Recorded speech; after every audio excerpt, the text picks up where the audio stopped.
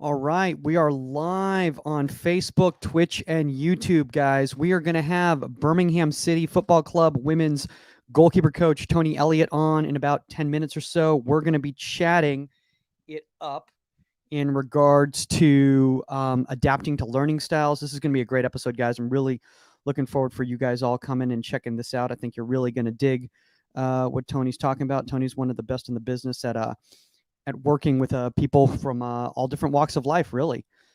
He's worked with, blind players, deaf players, so all differently able type of people. I think you guys are really going to dig this. I think it's going to be a good one, man.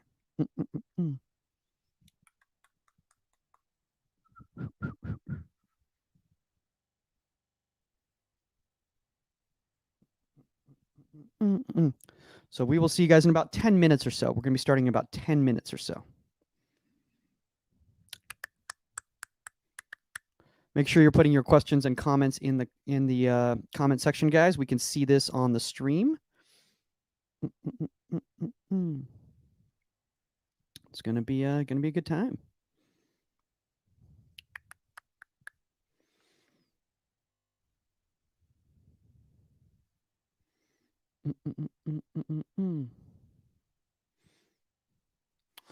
Oh, I think we actually have Tony. Tony joining us actually right now as we speak right here. Let's see if I can get him into the stream early right here. Tony, can you hear me? Got you. Can you hear me? Yeah. We can hear you. You're yeah. Can you hear me okay? Yeah. You just got off the mentor thing? Yes. So it's been a crazy 48 hours. So I've been hugely busy. I've had two mentor sessions today. One this morning and one literally finished about 30 minutes ago. I did a surprise guest situation for one of my mentees. So my dear friend Ian Wilcock brought two of these senior goalkeepers from Man United onto my mentor session to work with the mentee that I'm working with. So yeah, it was a lovely day. So that's awesome, man. I love Ian, great guy. He does. I mean, we had him on probably about a year ago, and he brought up something, and I forgot what it was. There was some sort of activity that he was doing. Oh, it was about in regards to losing the ball in the sun, and he was actually using a Swiss ball, a stability ball, to kind of replicate, that loss of vision of the ball right there. Yeah. Oh, no problem. We tend to blindfold the goalkeepers to get used to that. That's a good way. That's a good way to go about it. I'm just kidding. Well, I mean, obviously you have experience with that, so you're very familiar with people being able to do stuff without their senses. Yeah, of course. So I've put some slides together. So great. I've kind of put some stuff around key detail around being a blind football coach, and because I know you wanted to talk about some of the skills you need as a coach. I've got some clips of Dylan Malpass, who is recognised as probably at the moment the best blind football goalkeeper in the world. Wow. So we can share those. I've also got some stuff around futsal and the transferables from futsal to football, which has obviously been a big part of my life for the last 15 years. So if you want to do some of that as well, we can do that. Absolutely. And it's funny. I mean, we'll talk about this, when the show starts and everything like that. But I had no idea that Hannah had a situation, when she was younger in regards to her vision. I never would have known that. Yeah. So. No, it's obviously not something that you kind of report openly to many. You don't want the opposition thinking, well, if we shoot long distance, she's not going to see it. So little bit surprised her agent allowed her to talk about that, but it's out there now, so everybody knows. Yeah. No, I mean, just in regards to her vision and stuff like that, especially from distance balls and everything like that, it was like, man, I mean, geez, man, maybe I should have should have looked into what my depth situation is. Maybe I need a little bit more of what Hannah's got going. Yeah. well, now I know why she complains when I keep hitting the top corner and she can't see it. Oh man, you gotta love She it. doesn't like it. She doesn't like it when I do that. Man, I mean, but I tell you what, I mean, she was telling us the stories in regards. I mean, it sounds like you guys can write a novel about this past season at Birmingham. Definitely a story for the ages. It's been a real tough one. Yeah. Yeah. It's I think when I do my second book, I think that'll have a huge chapter in it. Trust me. Well, she said she actually had to dress with her field kit underneath her goalkeeper kit just in case. Yeah.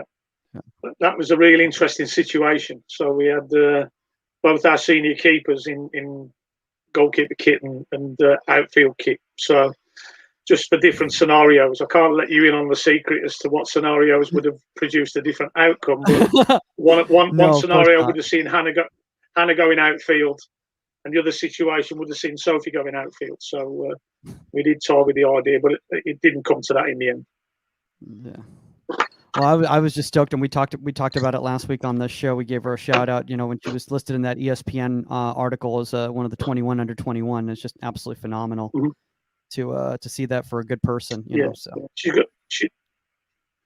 she's a bright future. So she just has to, really get her head around what's gone on this year now and move beyond that. It's been a tough season for her. It's been a tough season for everybody.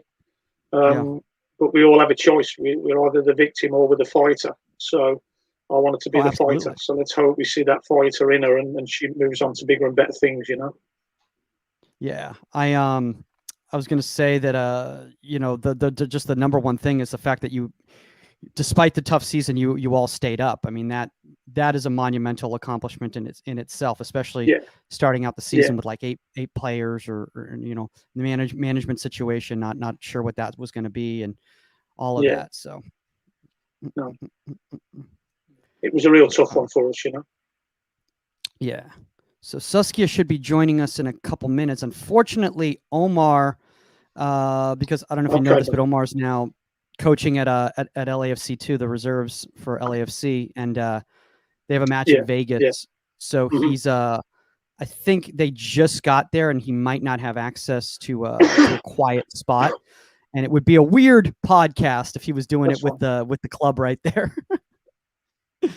So it might just be. Of course. No, it's there's no issue with that. No issue. Yeah. So I apologize for that. He apologized profusely. They've got an interesting situation where they're actually playing their home matches in Las Vegas, and because they're obviously with the first team out here. Yeah.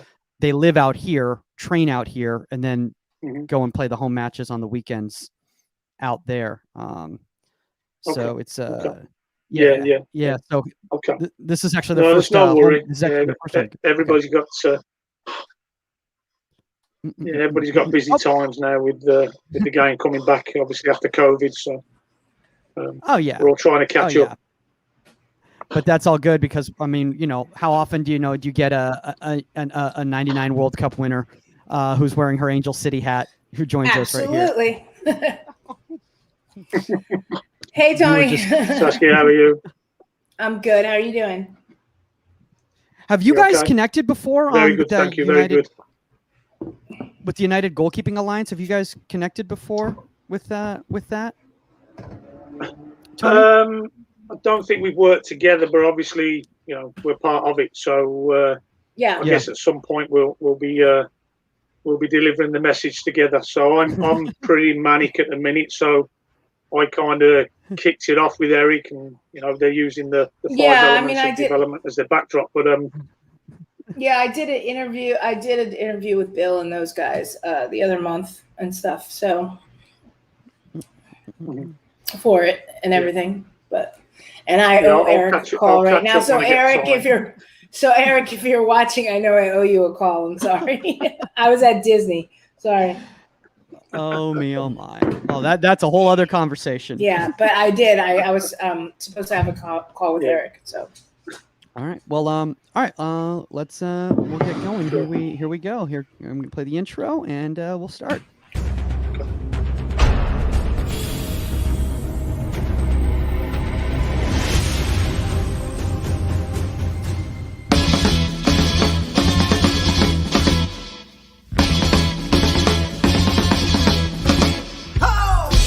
Welcome to Inside the 18. I'm Michael Magid, live from Hollywood, California. With me, you know her as 99 World Cup winner and biggest Disneyland fan of all time, Saskia. All right, you're pushing it. Okay. I had to throw it in there. I saw the pictures, everything. I think everyone's seen the pictures on social media. It's the happiest place on earth, Saskia. You look so happy. Thank you. I know it's just never been my thing, but I had a great time yesterday. So was it yesterday? The day before, whatever it was. It's all a blur. It's all a blur. Speaking of somebody who understands what it's all a blur to be about, our guest panelist today, guys, just finished doing a little bit of mentoring himself. We have Birmingham City Football Club women's goalkeeper coach Tony Elliott. Tony, honestly, this is a treat, man. We've been seeing the stuff that you've been doing with United Goalkeeping Alliance, and obviously, you know, your work speaks for itself. So thanks for taking the time. Tony, I'm truly humble. Thank you. Yeah, it's an absolute pleasure to. Yeah, I've got you. Can you hear me? Okay. Yeah. We can hear you. Yeah. No. I mean, it's going to be an exciting thing. You know, slight echo. Yo, is there an echo on your side? Or delay on your side? Slight delay, I think. Mm-hmm. Yeah, I think there might be a slight delay. Are you on the best Wi-Fi in your spot by chance? Mm-hmm. Okay. We can manage it. Yeah, we can manage it. Well, so anyway, we'll hold for pause for all of that. So if anybody's listening right now and they see a little bit of a delay, you're probably not going to see it. We'll probably see it on our side. We'll edit it out. Tony, for some people out there who kind of might not be familiar with what you do with the Alliance and all your mentoring work, why don't you kind of sum it up a little bit? Yeah, so obviously I'm very busy these days. My main role is as the head of goalkeeping, as you know, at Birmingham City Women in the top level of football in the UK in terms of the women's game, the WSL. Yeah, we've had a really tough season. It's been a difficult one for everyone, but obviously we managed to survive, and we live to fight another day. So that's obviously something we're looking forward to in the near future. Yeah, and obviously outside of that, I'm also the lead goalkeeping coach for a couple of the FA national squads, the England Blind football squad and the England Deaf football squad.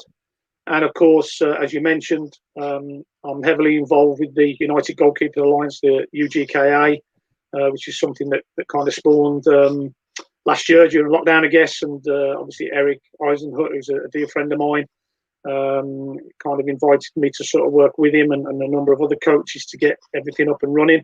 And I'm really proud to be a part of that fantastic learning platform as it is now. I think nearly 100 or just over 100 fantastic goalkeeper coaches involved that are sharing their knowledge across the US and obviously across the globe. The other thing, obviously, I've got my own goalkeeper coach and goalkeeper mentor program, which keeps me busy during the week as well. I love the fact of just literally how you're just so humble about the fact that you've got all these things going on at the same time.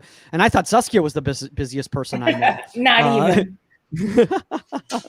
in the goalkeeping world, but obviously it's something that we've been actually very passionate about on this show is the whole mentor relationship. I know that there's several different goalkeeper coaches out there that are doing this, and Saskia, I know it's something that you've discussed with a lot of people and why it's so important. Yeah, I mean, being able to get that many goalkeeper coaches together and everything, and have the roundtable discussions and the webinars and everything that you guys are doing is incredible. I think, it just gives more weight to the Goalkeeper Alliance that we have, to the Goalkeeper Union that we have. And, not everybody's on the same page, but we can all find a common ground in a gray area. And it's the best way to teach across the board. and to learn new ideas, new concepts, and and just to bring it into such a small community. It's awesome. Yeah, I mean, and I think, and by the way, Tony, feel free to step in any time you want. No need to wait for me to ask you a question or anything like that. But I think that there's one thing in regards to mentoring, and then there's another thing. Go ahead, Tony. Yeah, I was just going to say to just on top of what Saskia said there. Apologies for the delay, but the reason and rationale behind something like the UGKA was literally caused by lockdown, because we had to find other ways of offering information, learning to others, because we couldn't get on the grass. So it was up to those informed to go and help individuals, coaches, goalkeepers that just were dying to get hold of some information, some new way of learning. And for me, I think it's a fantastic way forward now. I think this is going to be a way that we are going to be delivering our message for the foreseeable future. And I think it will complement very much the way we deliver our message on the grass. So this may well be the new way of delivering the theory message. No, I agree 100%. And I think that's something, Saskia and I and Omar, we've been discussing quite a bit, is that there's a lot of people out there who are thinking either or, but in reality, it's not an either or. It's about blending the two. It's about online to offline education. It's not just one is, the only thing you do, or the other one is the only thing you do. They have to supplement each other. And if there's not that cohesion between the two, then neither one is going to be successful. No. And I think that's the way we're trying to encourage everybody, in particular with the UGKA, to sort of take this on board, is to actually be welcomed into our platform, to learn and understand the detail and the new knowledge that the coaches are sharing with them. But as coaches then, and also as goalkeepers, to actually go out and try this stuff on the grass. And we have had some fantastic responses. I get coaches sending me video clips in, and of sessions that they've seen us talk about and share with them when we've delivered our webinars, and it's fantastic to actually see that bear fruit and go live when they actually get an opportunity to get back on the grass. It's so humbling, Yeah, absolutely. Oh, absolutely. And I think the thing is that Saskia and I, we've discussed this as a simple fact, and Saskia, I don't know if you want to add on to this, but the simple fact is that the why is so important. And if these coaches are watching this and there's no context given to it, and they go out and try to replicate these actions, they're not going to be successful. And one of the great things that you all do is you give the why, and you put it in context, so they understand when they go out there and they try to, to utilize any of the skill sets that you're teaching them, why they're doing it and how to do it. Right, Saskia? Absolutely. And I think that sometimes that gets lost in, we've seen so many people pop up on Instagram or on, whatever, Google or whatever, YouTube. And it's fun, but there is no explanation. There is no teaching. At the end of the day, our players and coaches have to understand why they're doing something, what they're trying to get out of it, how this filters into the game. And if you're just there for the entertainment aspect of it, it's not there. So to have this platform and to have, coaches now coming together and teaching and putting it out there for people to absorb the right way is amazing. It really is. Yeah. Hold on, Tony. We just got a question in the comment section right now. Oh, go ahead. Go ahead. Mm-hmm. Go ahead. Oh, okay. Well, there's a little bit of delay, so I'll just move forward here. But we have a question in the comment section here for you, Tony, and this comes from Mark Duffield, and he goes, "Can you ask Tony about the game against Chesterfield? Tony's such a great coach, even better person!" Exclamation point. Please tell me that Mark's not a Carlisle United fan. No, I do know Mark. I'm aware of Mark. We are friends. Yeah, the Chesterfield game is something that I'm never allowed to forget. It was probably one of the highlights of my career. it was just one of those games when, as a goalkeeper, everything you do just comes off, just goes to plan. It was one of those nights where the opposition we were playing against were trying to get promotion, so they were getting after us. It was an away time. It was the last home game for them of the season, full house. So the pressure was really on us. So they threw everything at us, and I just come up with save after save. I think the last 10 minutes, I saved the penalty. We ended up winning the game 2-1. So it was a night to remember, one for Chesterfield to forget, I guess, because we stopped them getting automatic promotion. And one I'm often reminded of whenever Carlisle fans come onto social media. Do you remember the night at Chesterfield? I'm like, how can I forget it? Because you guys never let me. So there we go. Saskia's got a few of those, right? I have a few. Well, let's kind of jump into this topic right now, because I think a lot of people are excited about this. And today's guy's topic is adapting learning styles. This is a really awesome topic, and obviously for those of you guys who are unfamiliar, Tony's worked with differently abled athletes, blind athletes, deaf athletes, all of that. So amazing. I couldn't think of a better person. We couldn't think of a better person to have on to discuss this. And so, Tony, in your mind, for maybe some of the parents out there who are listening and they might not be necessarily sure what we mean by learning styles, what are we referring to? Well, I guess, for every individual, there's a certain way in which they absorb information. So, I know in our conversation, we talked about the VAC style of learning. So basically, it's an acronym, VAK. So you have visual learners who absorb information by seeing things or by the use of mental imagery. You have individuals that are auditory learners, so they'll take on information by hearing or listening to something. But then you have those that are kinesthetic, so you have those that are most absorb the information by actually doing something or by touch or by feel. So as coaches, it's very important that, in particular when you're working in the disability formats, that you recognise and understand the needs of the individual. You also have some understanding of the impairment that the individual has, and then you can base your session planning, your delivery, the way that you communicate and connect with those individuals in the correct way.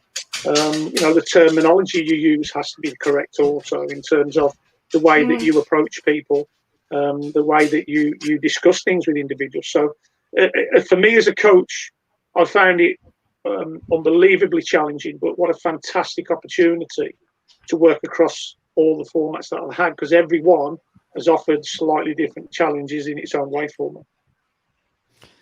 Yeah, and I think, go ahead, Saskia. No, absolutely. No, go ahead. What were you going to say? I was just going to say, it's even something, and I think a lot of people don't recognize this fact, is that everyone learns differently. And we've had these discussions even with professional goalkeepers on this podcast, and how they process information, and they all do it differently. And I think one of the most difficult things, Susk, for a lot of young coaches out there, is to recognize that not everybody learns the same. And that I think a lot of young coaches, Susk, I think they try to coach the way they process information rather than thinking about the individuals themselves.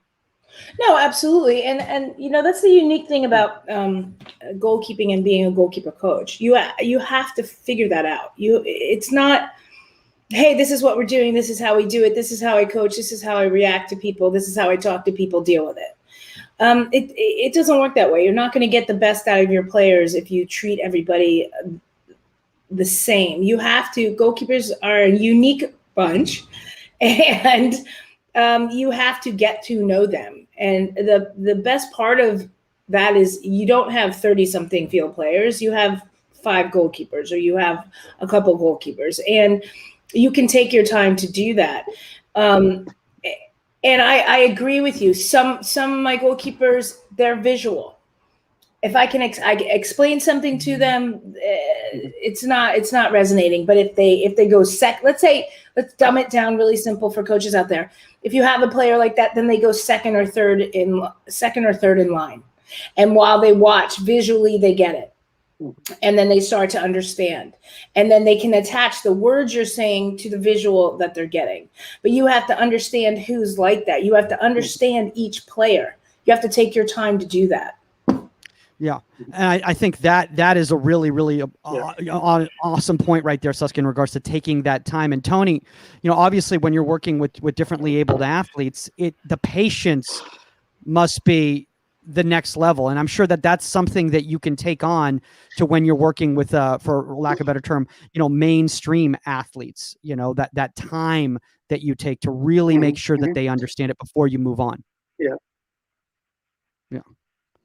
Exactly. And, for me, I've been wonderfully blessed with the opportunity to have this chance to work across all the different formats. Again, the first time that I stepped outside of the mainstream football pathway was when I got involved in futsal. So as I did with that format of the game, and I do with every other format that I get the opportunity to go and work in, before I actually step foot into that environment, I pay my due diligence. So I try and immerse myself in learning about that format as much as I can in any way, shape, or form that I can, whether that be, finding it on the internet, whether it be talking to other coaches that have been involved with that format, any way I can to just give me kind of a head start before I actually walk through the door. Now, obviously, the challenge with working in the disability formats is that you have varieties of or differences in the way people are going to understand and absorb information, and that then challenges you to deliver your message in a certain way. So, for instance, what Saskia was talking about there. Let's say I'm working with the England men's deaf squad. Well, those guys predominantly take their information on visually, because yes, they'll wear hearing aids, but generally when we play games, they're not allowed to wear them. So, literally you have seconds to get some kind of eye contact with them to try and get some kind of detail on. And then you have to remember that we can't take for granted that every deaf person can lip read. So I may slow down the way I word things and talk, but they still might not be able to take it on board. Then we have if we're lucky, we have a signer or an interpreter that can then come and work alongside us to help us get that message across. So that process can take quite a period of time. Whereas in mainstream football, you can go instant bang, you can get the information on, and it can be absorbed and taken. So you're right, the patience is there, but you also have to be creative sometimes with how you deliver your message, depending on who you're working with. And that's something that I think just a lot of people can translate over into working with all sorts of different populations. I mean, Saskia, we've even had the conversation in regards to, when coaches come from the collegiate game and they start working with youth players and they're just going too fast. They're going too fast. They're going too fast. And they have to, I don't want to say dumb it down, but they have to really make sure it's landing. Oh, you're on mute. It's even language. Like it's for me going to Japan and having to play and nobody speaking English, so how did my coaches get across, other than when my interpreter was there or something? There are ways to, but you have to take your time. And there are so many different situations. It really comes down to the coach and your patience and what you're willing to invest in trying to teach your individual goalkeepers. Like I said, you can get yourself involved in something where everybody can hear you, everybody can see you, everybody can get your flow, and this is the way you're doing it, and you could do it that way. But you know what? When you get confronted with somebody that doesn't speak that good of English or maybe is deaf or something, how are you going to adapt to that? Can you as a coach adapt to that? Can you settle yourself down and teach in other ways? I love the fact you brought up the adaptability thing right there, Saskia, because that it's massive. It's massive as an educator to be able to be adaptable, and obviously, Tony, you've obviously been involved in coaching education. Do you feel? Go ahead. Yeah, I was just going to say, and again, for instance, working in the blind football environment, you have to adapt instantly. You know, don't forget in blind football that you know, the goalkeepers are fully sighted, but then they're going to be playing on the field with 4 players that have no vision at all. So literally in a practice, I can be in one instant working with a fully sighted goalkeeper and just basically giving my detail the way in which I would normally give that detail, you know, over a variety of different ways. But then suddenly in the next instant, I can be trying to connect with one of the players, the outfield players, who literally then I have to go through a process of making sure that if that's an individual piece of content or message I have to deliver, they have to know it's for them. So, you know, literally I'd have to address them by name so they know I'm talking to them. There may be a situation where they don't hear me, so I have to walk up to them, get closer to them. I may have to, you know, make contact with them in terms of touch, but I have to ask them first, you know, but Tony, and so on and so forth. And then go ahead. You know what's amazing about that is that can be translated into what fully able goalkeepers need to do as well. And, you know, like fully able goalkeepers need to speak to their defense by their first name, need to address them that way. So they're not doing the 911 situation, like clear the ball or something and nobody takes care of it, or pressure the ball and nobody takes care of it because they're passing the buck. And so all of those lessons can be used in other forums. And I think that's, I couldn't even begin to imagine how amazing that must be. I would love to be at a training session like that. I would absolutely love it. Anytime when all the world opens up and I get my passport renewed, anytime I'm there, because I think that's incredible. You'll be welcome. You'll be welcome. But yeah, you know, I think, you know, this is the thing. I think until you're actually around that environment and you actually get the chance to feel it, to see it, to hear it, you know, and you talk about communication there. Now, you know, in mainstream football, when a goalkeeper gives some information, more times than not, it's kind of secondary because the player can actually visualize that and see it. Now, when a blind football goalkeeper gives information, they've literally got, you know, I'm talking seconds here, less than seconds, to process a picture, to break it down into pieces or components that they need to. And then in some way, they've got to punch out detail and information to an individual or a number of players to make sure that an action is then performed or a movement. Yeah. So it is, in essence, connectable. But the speed and the rate at which the goalkeepers in blind football process pictures then actually are able to give information to make sure that, for instance, the team might retain possession, it's phenomenal. And as I said, you know, when I first got involved, I was overawed by the whole thing. Now, obviously, I've been doing it for 7-8 years and I'm familiar with it and I'm comfortable and I'm happy and I love doing what I do. But the learning I've taken from that, not just by watching those guys connect, communicate, the rate at which they do it, the speed at which they process information, it's actually taught me so much in terms of the way I connect and deliver my message now. But that's absolutely my thought process. Like, I'm sitting here thinking, I want to watch one of these sessions, because are they literally like, because the goalkeepers can see, are they literally like, Tony, ball's on your right foot, man's on your left, Jack is on the right flank, you know, the 9 is here, and is that are they literally giving that type of information? So that's incredible. So Saskia, that's incredible. That took you about 10 seconds. Took you about 10 seconds to get that out. By that time, and I'm a world champion, and I'm like, the ball's in the back of the net. The ball's in the back of the net, and we're 1-0 down. So you ain't getting the starting slot. I'm sorry. So let me give you an example. Yeah. So let's say, for instance, that the opposing goalkeeper has got the ball, and let's say, for instance, Dylan, our goalkeeper, is in the goal, and the opposing goalkeeper is going to throw the ball to a teammate in our half. So let's say that player the opposition player is being marked. So now, as that ball is thrown, remember, Dylan can't say anything until the ball's been thrown because he doesn't know where it's going to go.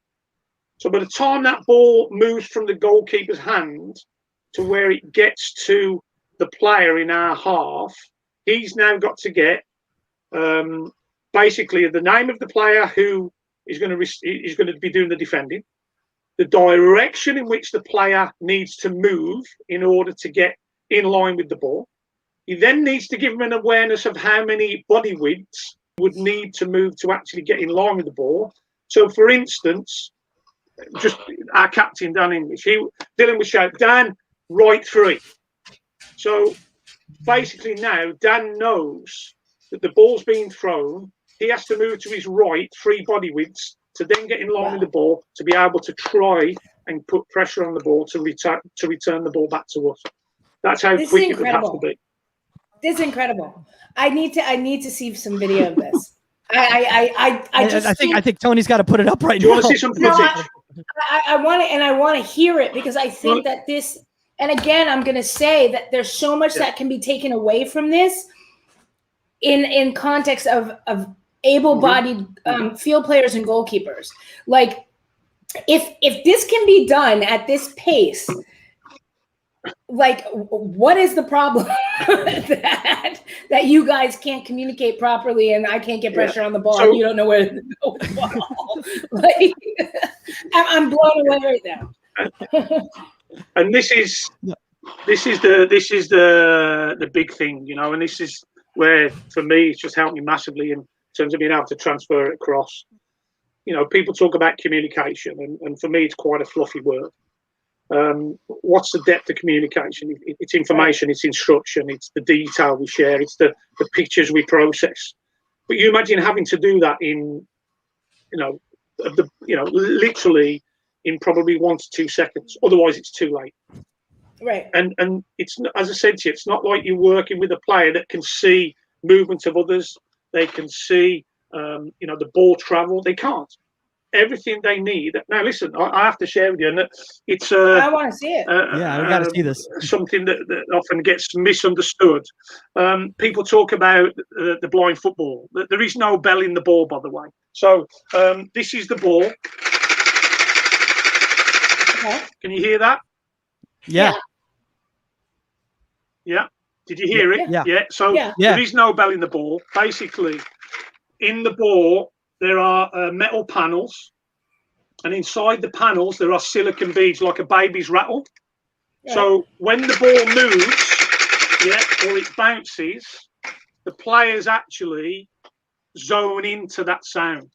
So so you imagine this now, not only are the players trying to listen to where the ball's going, they're also trying to get an idea from Dylan or the head coach in the middle of the area, the pitch, as to what they need to do. So you imagine trying to process all that information in, as I said to you, seconds. And what these guys can do blows me away every time I'm around them. And as I said, I'm just so humbled that I've been chosen, by my association to be the guy that leads the goalkeeping program. And, do you want to see some footage? I do, yes. And I know this sounds crazy, but I would love to blindfold like 8 of my field players and make my goalkeepers have to communicate with them to teach to learn how to speak properly. I'm serious. I'm like, okay, what if you had to just literally guide these guys around the field? Like, you have to call them by name. You have to do everything I've been asking you to do. Now you really have to do it. I don't think Amanda would go for it, but I'm just saying. Exactly. No. Well, let me. Can I give you some idea, guys? Yeah. Can I give you some idea of sort of the setup, the layup? Obviously, I'll put a lot of slides together. I'm not going to be able to share everything with you tonight. By the way, if anybody wants this presentation, Michael or Saskia, I'm more than happy to share it. So if it helps others with their learning, then my world is your world. They can take it. So, but this is an idea of the field of play. So there's an image on the right, a little bit blurry, but it's probably the best one I could get for that sort of portrait view of the field. So If you look at the goalkeeping area, so we have similar to what is a futsal 6 meter D. The goal is similar to a hockey size goal, a field hockey goal. And then basically, if you look at the diagram on the left, I'm marking out with my cursor now, there is a goalkeeping area. Now, the goalkeepers are not allowed at any time to move out of that area other than when the ball is, dead. It's out of play. Obviously, if they do that, then they're penalised. It's a penalty. We have a 6 metre penalty. And that area is 5 metres by 2. So most of our work revolves around making sure the goalkeeper's prepared to deal with the situations in and around this area. But also, they have to show an absolute mindset of not going over the line. Because if they do, they know there's going to be, obviously the penalty. So, yeah. So let me just give you an idea. So let's just say the goalkeeper at this end is the goalkeeper for our team. Yeah. Now, he is allowed to give information to the players when the ball is in this third. Can you see the broken line there? Yeah. Mm-hmm. So up to that broken line, the goalkeeper gives information. Between this broken line and the far broken line, so in other words, the central part of the field, it's the like head coach gives the information to the players. Yeah. It's like, and then at the far end, behind the goal, we have a guide. Okay. Yeah. Yeah. So we have a guide, and that guide then sort of brings the players on the ball in towards the opponent's goal. So just wanted to give you some idea of the layout, the setup, but the restriction on the goalkeeper is huge, so they have to be very patient. Obviously, at times, there's going to be some kind of physical contact in and around those areas. So I'll show you some training footage. Is that okay? Yeah, please. Yeah, please. Yeah. Okay. So let me see where I've got some training footage. What I'll do is I'll show you the training footage. Now, in the training footage, you'll be able to hear some detail that Dylan gives. It's just a passage of play, basically. So you'll get an idea of the players, the way they move, the way they travel. Have a look at the way they move the ball. So they basically everything is on field. So they're keeping the ball in close contact, lots of toe touches to move the ball, but travel quickly. Guys, I've tried this, and after about 2 touches, the ball's gone. I have no idea where it's gone. These guys do it at full tilt. So there's a couple of passages of play, a couple of saves from Dylan. Have a look at the way he organises the group from corners. Also, what I'd like to draw your attention to, have a look at Dylan's, what you would class as unorthodox body shape, body position. And we can talk about that afterwards if you wish, okay? So let me just get this on for you. And I need to be able to play. Let me make sure. I'll leave the volume on because then you can hear. Here we go. Nice shot. Ooh. Yeah. Can't hear the volume. So now Dylan's going to organise. Okay.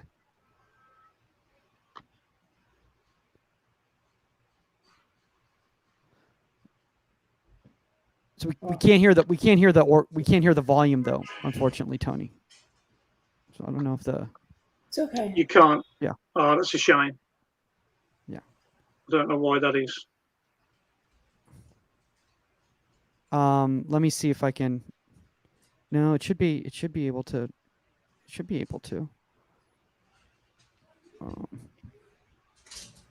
But I see kind of what's going on. No. Can we just let it free play? Can we just let it free play? Yeah. Yeah. Let's just yeah.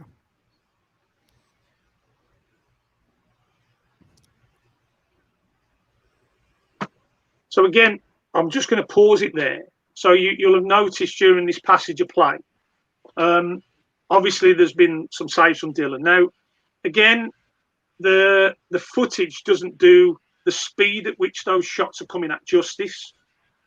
It's absolutely rapid. And what you also notice, because the players are keeping the ball in such close contact to their body, there's no real triggers for the goalkeepers to know when the shot's coming. So there's no lift back. So literally, it's like in front of their feet, bang, the touch comes and the shot's on its way. So the reaction time is limited. And again, have a look at Dylan's ready position. He's virtually on his knees. He's trying to get pictures. But the way Dylan works, he's a powerful athlete. He likes to stay low to drive higher if he needs to. If he stays upright in what we would probably look at as a regular set position, he wouldn't be the same goalkeeper. So he's created his own style in terms of, keeping goal in this format of the game. And I guess that's what's made him the best in the world. So I'll continue playing, and then we'll just finish this set of clips off.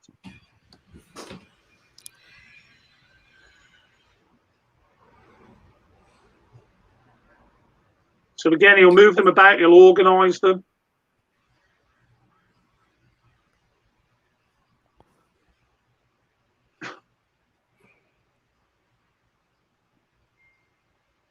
This is like nothing I've ever seen before. Now giving some detail to the corner takers as well.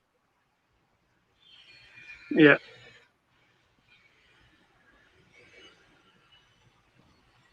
Wow, I'm watching Dylan. Look at his. I know his shape. Yeah. Why why? Yeah. Do you want me to just rewind that there a little bit?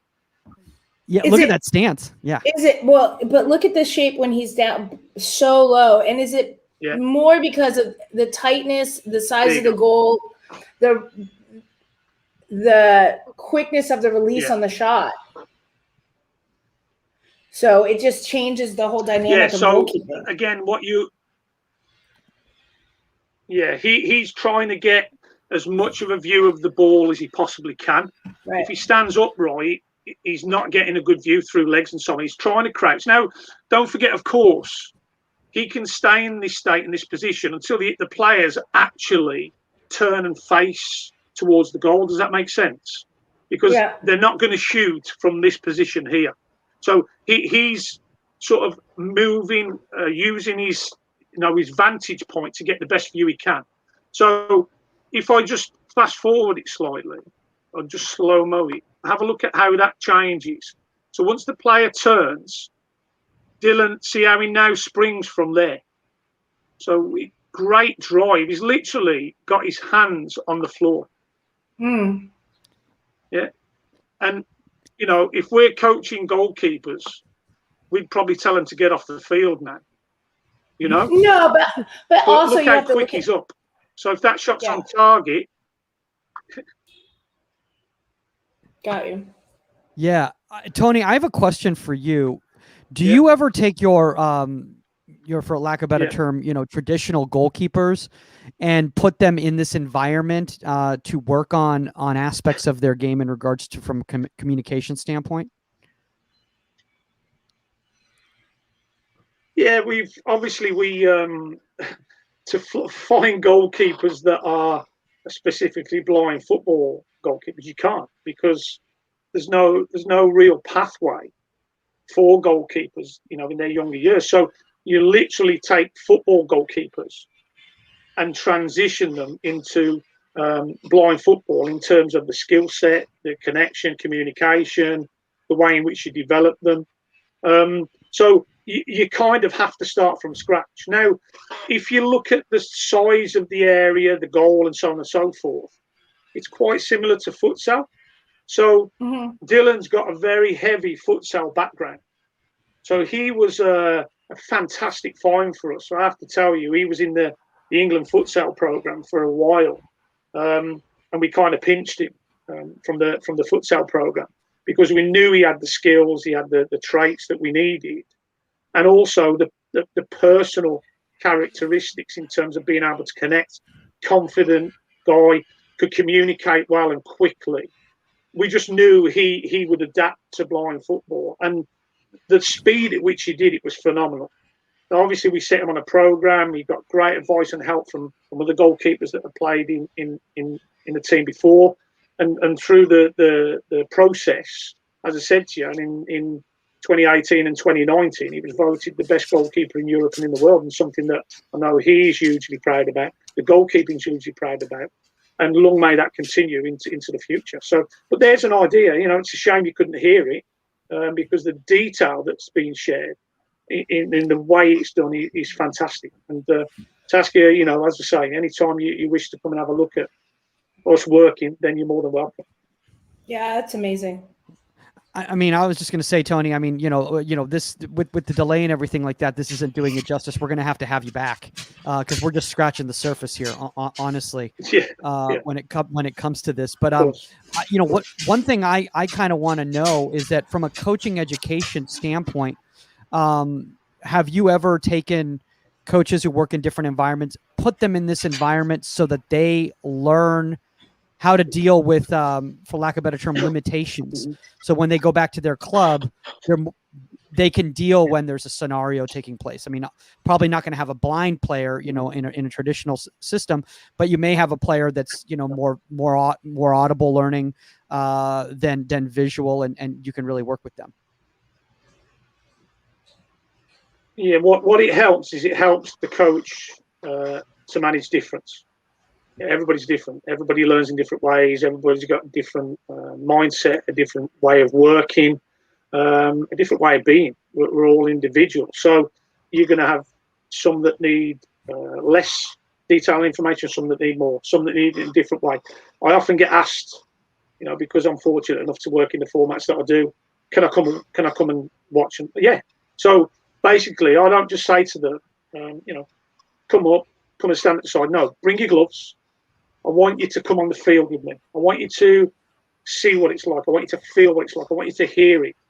I want you to know how that connection works. I want you to get an idea of the speed at which things happen, the way in which the goalkeeper plays such a massive part and is able to create different situations. And when I talk about different situations, for me, the goalkeeper can either create chaos or create calmness. Oh my God! And they can also enable, they can enable a teammate to sort of act quickly or to slow the process down. So in terms of game management, the way in which they communicate, share their message, is hugely important. And that's why I love being around it, because every day offers a different day. And that for me, that's why I love my job. 1 minute I can be working with the blind football team, the next camp I can with the deaf squad, and then I can be with a futsal squad. So every format offers a slightly different challenge to me as a coach. What's the role of the goalkeeper? What's the specifics that we need to look at in terms of the way they need to develop? What's their part in the team? But then how do we create sessions that are relevant and realistic to what they need to do when they go into the game? See, I love what you just said right there, because this is a conversation that Saskia and I have had, and it's a conversation that a lot of young goalkeeper coaches need to hear out there, because a lot of them, think that, oh, if you're coaching at this level, that means that you're not the educator that you are if you're coaching at this level. And I think a lot of young goalkeeper coaches need to understand that you need to understand how to work with the level that you're coaching, not aspiring to coach at a different level. You're doing a disservice to your goalkeepers if you're trying to replicate something of another level to showcase your abilities. It's about what's realistic. What are the demands of the level you're actually coaching at? Yeah, I mean, you have to to go into and I'll give you a prime example. Sorry, Saskia. Yeah. No. It's just the delay. No, you have to go into situations. You can't say, this is a session I put together. This is my UCLA session or whatever, for the best goalkeeper in the country. And I just have to say that. Hi, Lauren. And this is a session I put together, and I'm going to go into this group of kids and do the exact same session, expect the exact same results. It's not going to happen. You have to understand what you're dealing with and what to get them to the place you want to get them to. And you have, again, the adaptability comes in, and being an educator comes in. It's not cut and dry. It's not, this is a session, this is what I expect, and that's how it's done. It doesn't work that way. Yeah. Mm-hmm. Yeah.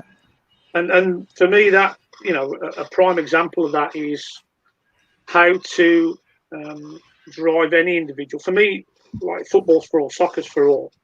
whether you are in mainstream or whether you're playing in one of the disability formats. It's your love and that's your reason why you want to do it, because you love the game. So it's for everyone.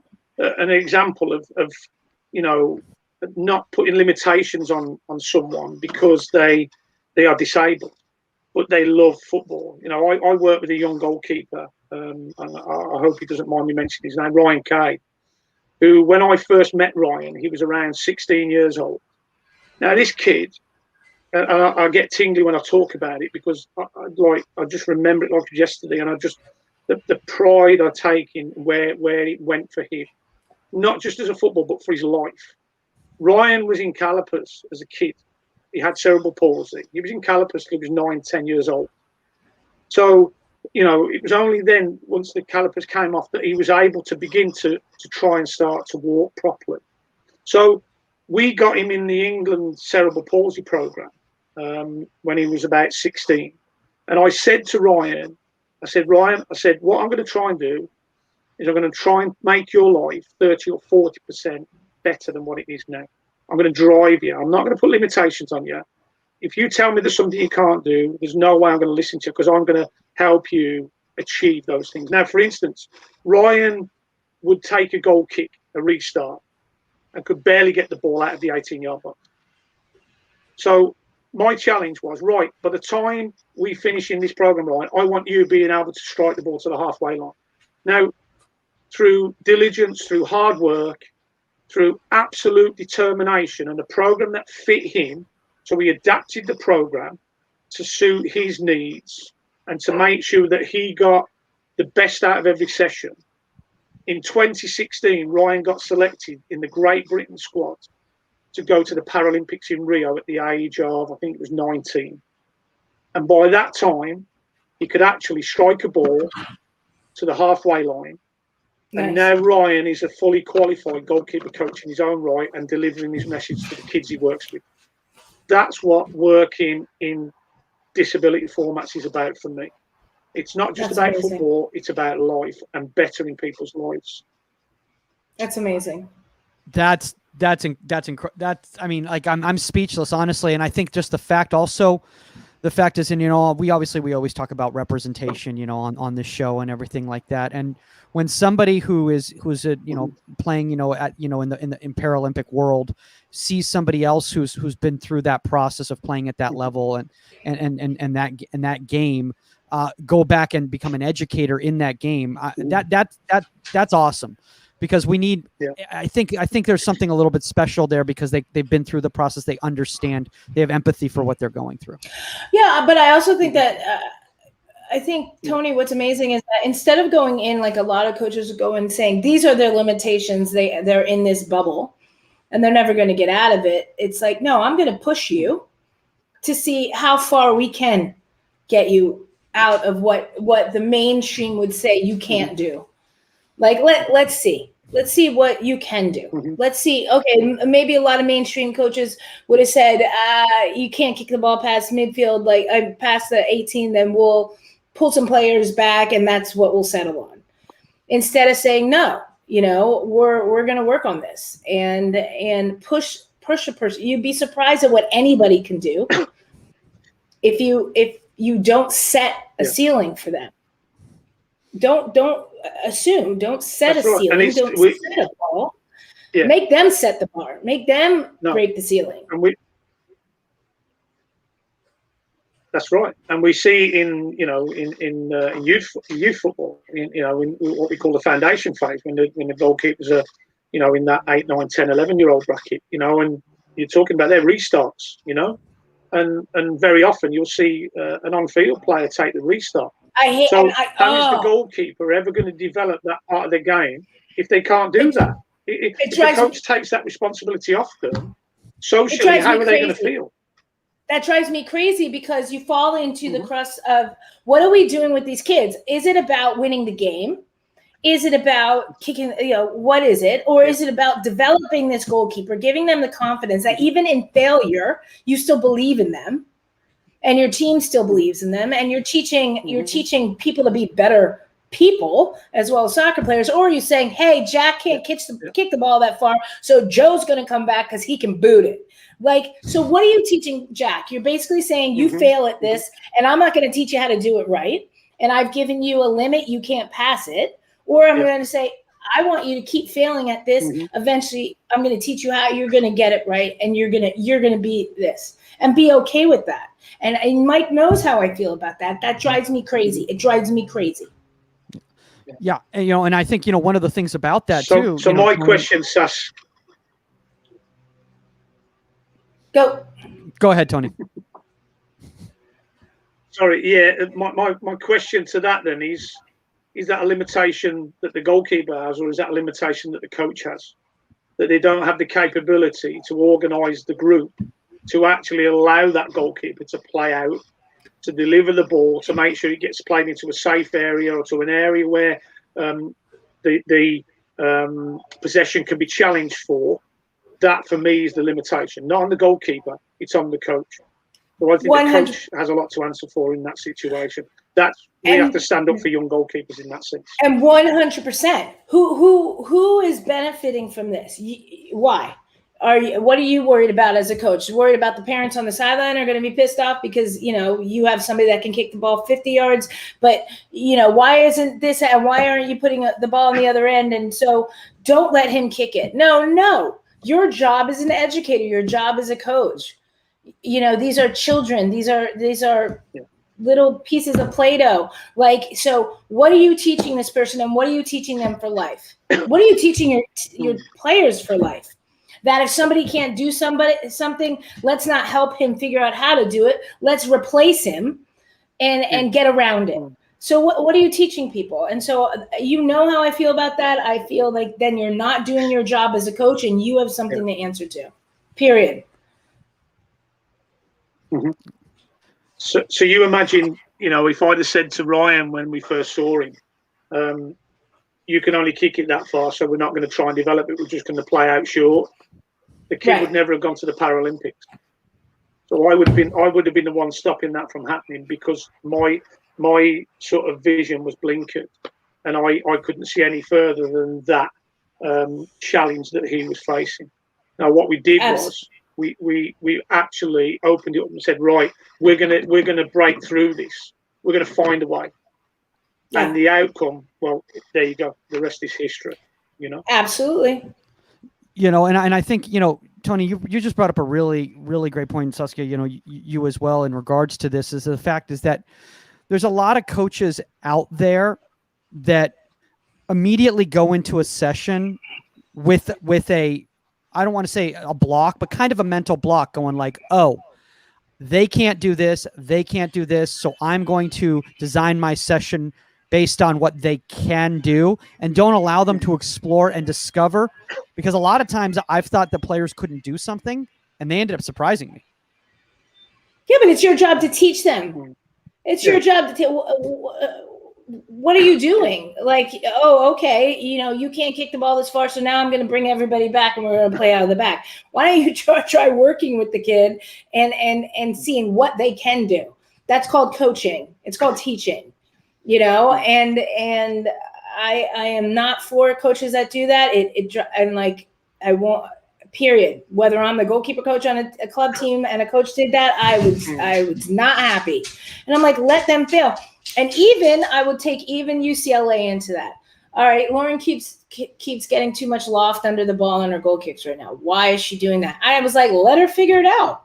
Like, I'm not going to turn around and bring somebody else back to kick it. I'm going to turn to Lauren and say, you got to drive the ball. You're getting too much loft under it. Figure it out. You know what I mean? Like you can figure it out, and we're going to figure it out. I'm not going to substitute you. Like what does that say about me as a coach? Is this the precious and possessive coach that thinks their way is the way? Would they ever be brave enough to suggest some kind of topic or theme to the goalkeepers they're working with, the youngsters, the team they're working with, and say, right, here's your theme, here's your topic, design me a session. Yeah. Give me some reason why you want to design it that way. What's the rationale? How does it connect to the game? Let's try it. Let's have a go. You know what? They might learn.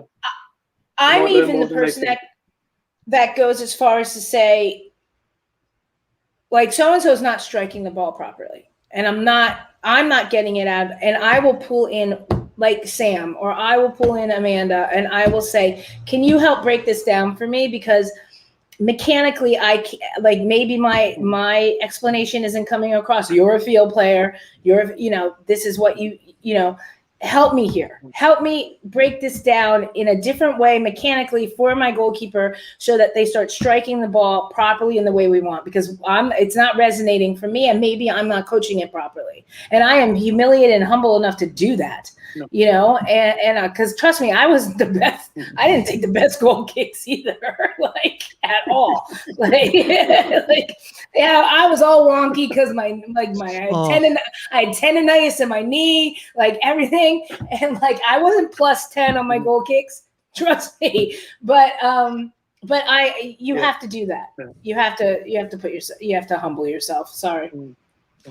No, I want to ask this to Tony real quickly, because we're talking about these reps of the restarts, and I think this really adds on to the learning styles thing, because there's a lot of goalkeepers out there that need those reps, because that's how they learn. They learn from tangible, actually doing it. You can tell them, you can show them as much as you want, but until they are actually feeling it and doing it, they don't get it.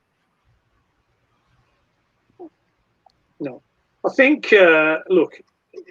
Coaching has evolved so much, in the last 20, 25 years. And we're at a point now where there's so much diversity in the way, individual coaches want their teams to play. They want their sessions to run.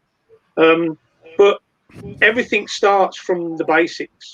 There's always a foundation in anything we're doing. I've already spoken to you about futsal and the connection to football in terms of some of the skill sets that the futsal goalkeeper has. And I'm inundated with football goalkeeper coaches. And I'm not just talking about grassroots I'm talking about mainstream, top-level goalkeeper coaches that speak to me, approach me about, I understand the concept of blocking and so on, and spreading and that kind of situation, foot saves, split saves, forward kick through, but I don't quite get the process. So then literally I just open the world to them and go, right, because I've had exposure to that process, there has to be a beginning somewhere, if that makes sense. I've been to professional clubs, and delivered that message in a similar type way.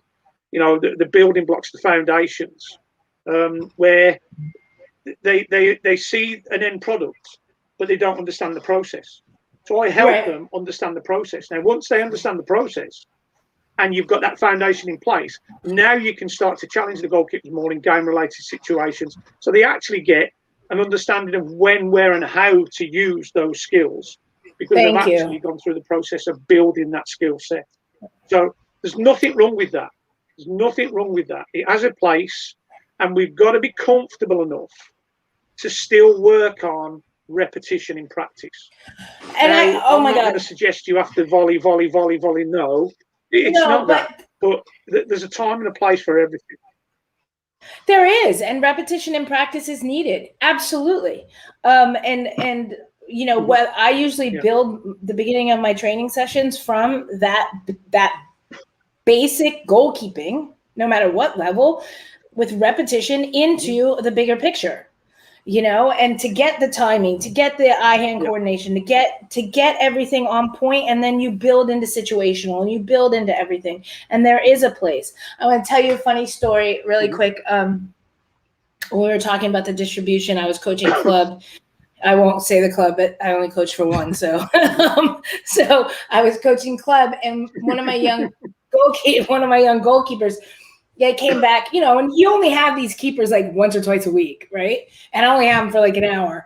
And I always tell my keepers, I want you out here to stay 15 minutes after, 30 minutes before, whatever. Work on your distribution, work on your kicking.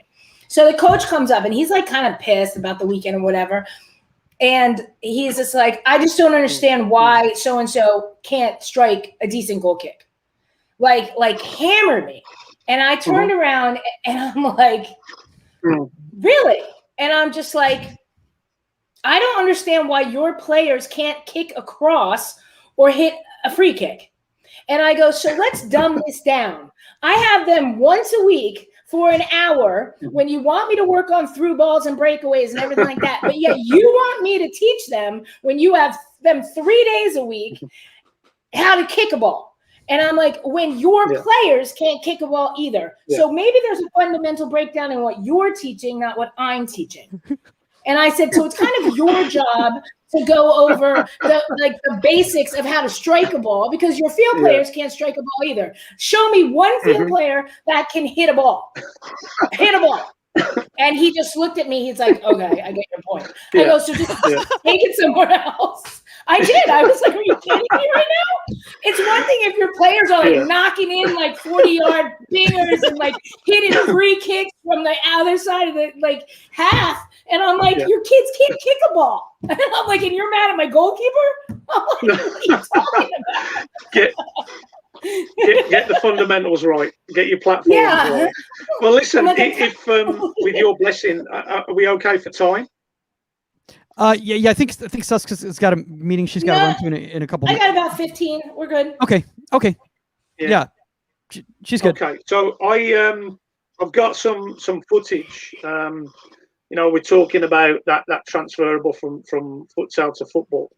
And I was talking to you about processes, the building blocks to put it in place, and then eventually you get to those game-related situations. I have some footage if you want to look at the process in maybe a 4, 5, 6 stage process. Will you allow me to do that?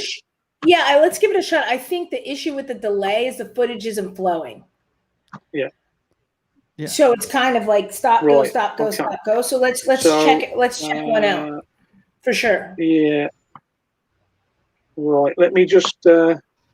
I need to open this up. Just give me a second. For some reason. Oh yeah, Mike Jeff was not happy with that conversation. I was like, oh, I'm sure he was. I'm sure he was not. By the way, don't call me.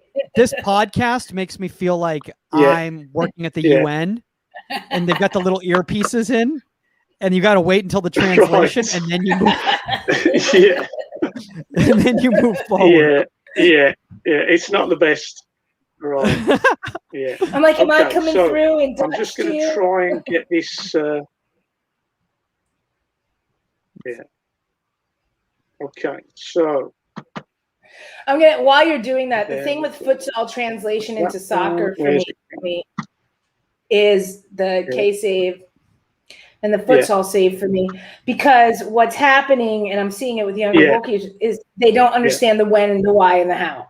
And they're doing it from 5-10 yards away from the shooter, and it's rubbish. I'll use an English term. It's rubbish because what are you doing? You just went down into a case that's in futsal. You're too far from the player, so you've just kind of screwed yourself. Sorry. Like understand when, why, and how to use it. You know.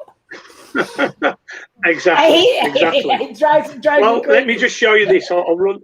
I'll run through this. I'll just let it play. I won't stop it. But here's an idea of a process that you could go through with your goalkeepers.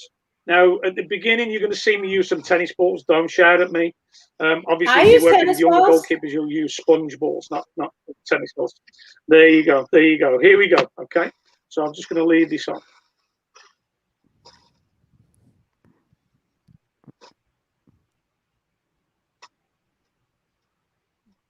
Let's see here. Okay. Is it coming through okay? I'm not beating my players with a tennis racket, but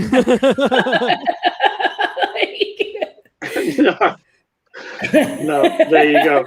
I'm kidding. So the idea here is to try and encourage the goalkeeper to keep their body square, so not to turn their upper body on an angle, because otherwise they're thinning out that block or mechanism, their head. you know. Or now we just work on triggers. Yeah, of course.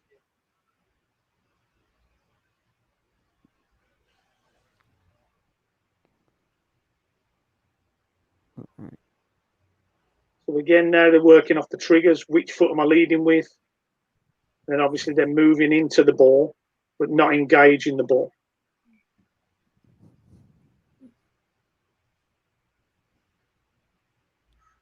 See, I feel like futsal for learning how to work in close spaces and how to properly follow the flow and the movement is so phenomenal for young goalkeepers. As long as they know the why and it's being used the right way. Yeah. Exactly. Right. And that's the thing. And that's the recognition, is knowing exactly when, where, and how to use it. I mean, it's less than a yard. Like, I wish he was on here right now, one of my goalkeepers. I'm like, why are you getting in that position? The ball's 5 yards away from you. You're not doing anything but taking yourself out of the play right now and hoping they hit you with the ball. So I'm like... Yeah. No push. Wait.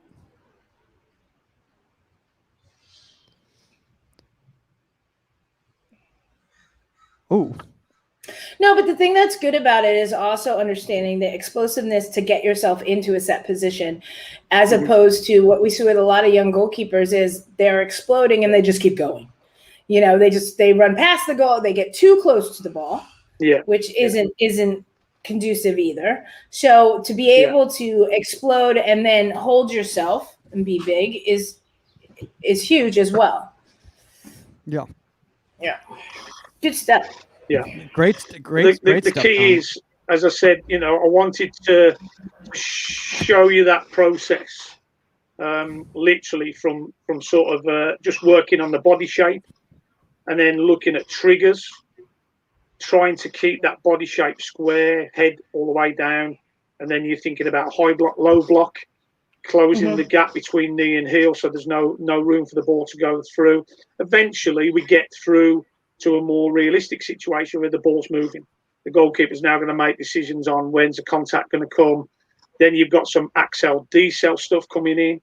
Yeah, so setting off, building that speed up, slowing down, and then to compose themselves to drop into that shape.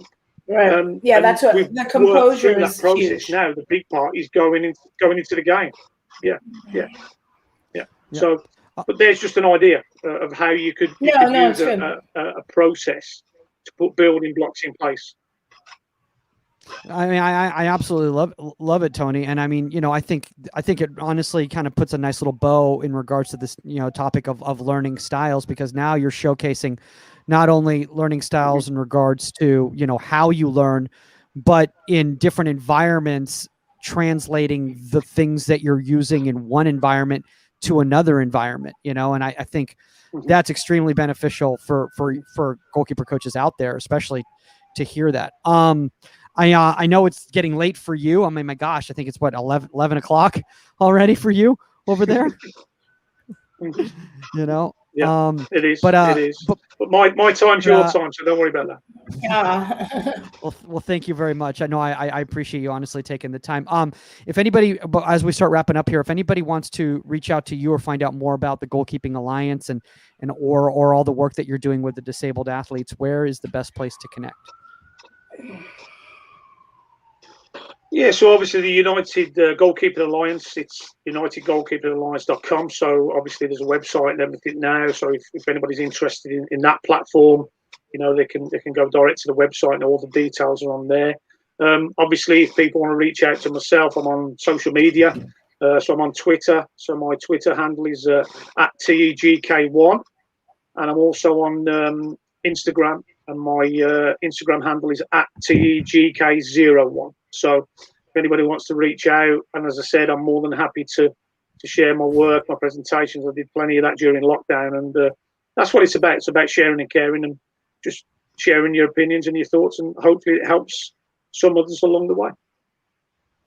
Oh, absolutely. Absolutely, man. I mean, we're definitely going to have to continue this conversation in the future. And guys, if you have a guest suggestion or a topic suggestion, contact at Inside the 18. That's the number 18media.com, or at Goalkeeper Podcast on all social media platforms. If you want to reach out to Saskia, at Saskia_Weber on all social medias, Omar at ProGK Academy _, myself at Michael Magid, that's Magid.